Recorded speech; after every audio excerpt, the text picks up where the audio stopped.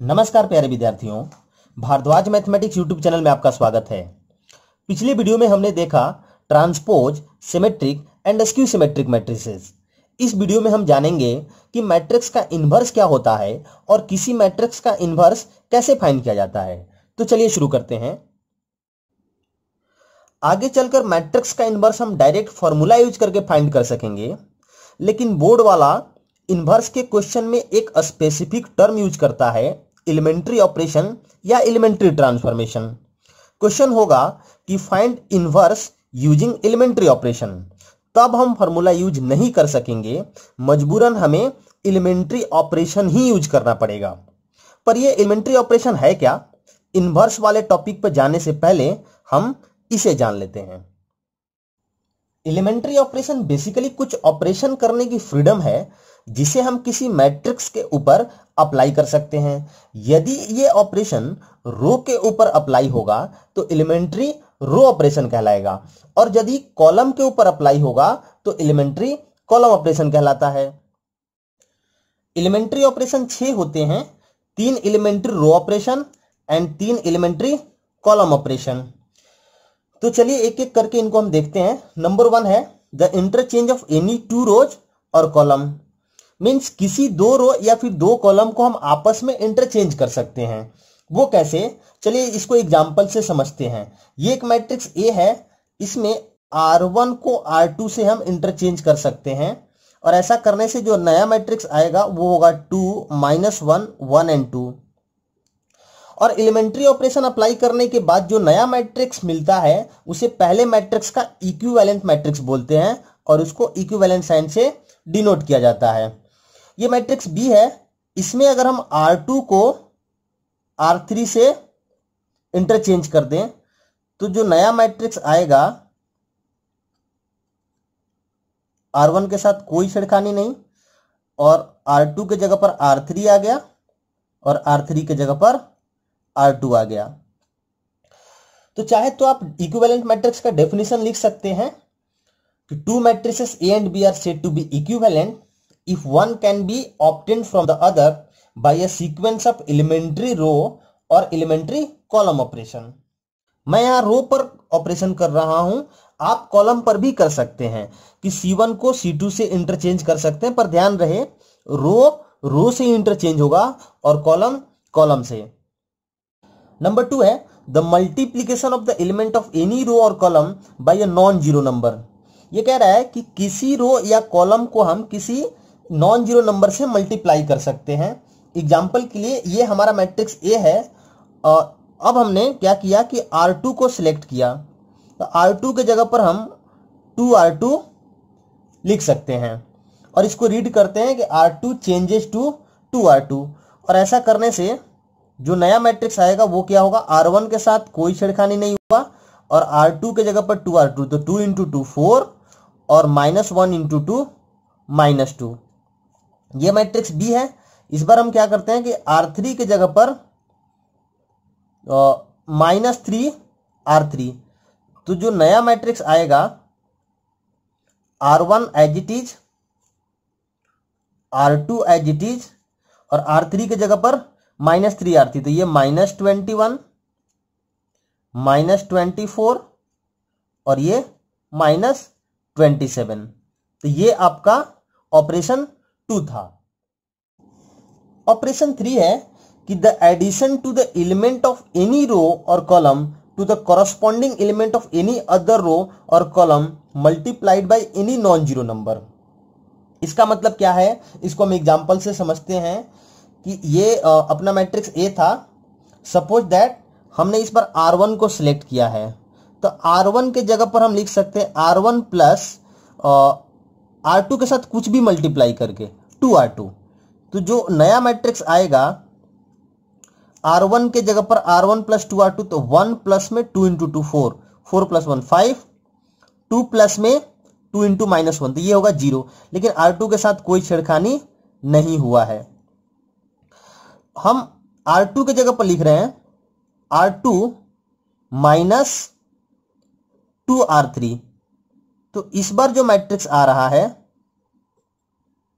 R1 के साथ कोई छेड़खानी नहीं, R2 के जगह पर R2 माइनस 2R3, तो 4 माइनस में 2 into 7 14, 4 minus 14 minus 10, 5 minus 16 minus 11 और 6 माइनस 18 वो होगा माइनस 12 और R3 भी एज ए टी जी रहेगा।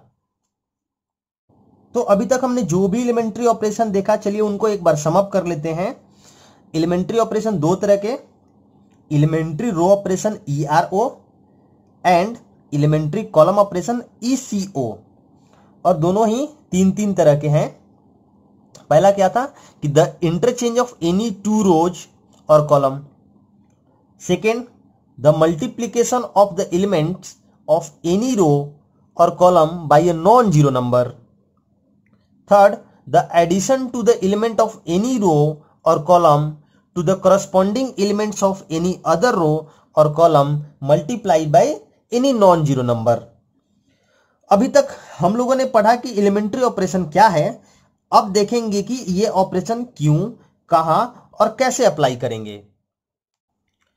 Next topic is invertible matrices. और इन्वर्टिबल का मतलब एक ऐसा मैट्रिक्स जिसका इनवर्स एग्जिस्ट करता हो। अब ये मैट्रिक्स का इनवर्स क्या है, इसको समझने के लिए हम इसका डेफिनेशन देखते हैं। डेफिनेशन क्या है कि if A is a square matrix of order n and there exist another matrix b of the same order such that ab is equal to ba equal to i, then b is called the inverse of a and is denoted by a inverse. In this case a is said to be invertible. यानी कि दो same order के square matrix का pre या फिर post multiplication एक identity matrix मिल जाए तो वो दोनों एक दूसरे के इनवर्स कहलाते हैं। एग्जांपल से देखते हैं कि ये एक मैट्रिक्स ए है और ये दूसरा मैट्रिक्स बी है, दोनों का ऑर्डर 2x2 है। इनको हम मल्टीप्लाई करके देखते हैं। ए इंटू बी, 1 2 2 माइनस 1, 1/5, 2/5, 2/5 माइनस 1/5। अब रो बाई कॉलम मल्टीप्लीकेशन, मल्टीप्लाई करके देखिए, ये आ रहा है 1 0 0 1। सिमिलरली आप b इंटू ए करके देखिए, वो भी आएगा 1 0 0 1। मीन्स ए बी और बी ए दोनों ही आइडेंटिटी मैट्रिक्स है, तो हम कह सकते हैं ए बी का इनवर्स है, या फिर ऐसा भी बोल सकते हैं कि बी ए का इनवर्स है। लेकिन पेपर वाला क्वेश्चन कैसे पूछेगा, वो मैट्रिक्स ए दे देगा और बोलेगा कि इनवर्स फाइंड आउट करो। मींस मैट्रिक्स बी को ढूंढो, वो भी कैसे, एलिमेंट्री ऑपरेशन यूज करके। और एक बात और ध्यान देने वाली यहां पर है कि हम बात किसका कर रहे हैं, इन्वर्टिबल मैट्रिक्स का। मींस उन्हीं मैट्रिक्स का हम इनवर्स फाइंड करेंगे जिसका एग्जिस्ट करता हो। एंड स्क्वायर मैट्रिक्स के केस में इनवर्स एग्जिस्ट कर भी सकता है और नहीं भी कर सकता है। किसका इनवर्स एग्जिस्ट करेगा और किसका नहीं करेगा, आज के ही लेक्चर में हम आगे पढ़ेंगे। अब बात करेंगे यूनिकनेस ऑफ इनवर्स की। यदि किसी स्क्वायर मैट्रिक्स का इनवर्स एग्जिस्ट करता है तो क्या वो दुनिया में ऐसा अकेला मैट्रिक्स होगा जिसके साथ मल्टीप्लिकेशन आइडेंटिटी मैट्रिक्स मिलेगा, या कोई और भी मैट्रिक्स हो सकता है। मींस अभी जो हमने पिछले एग्जाम्पल में देखा कि मैट्रिक्स ए का इनवर्स बी था, तो क्या वो बी ही हो सकता है या फिर कोई और मैट्रिक्स पॉसिबल है। इसके लिए हम कॉन्ट्राडिक्शन मेथड यूज करेंगे।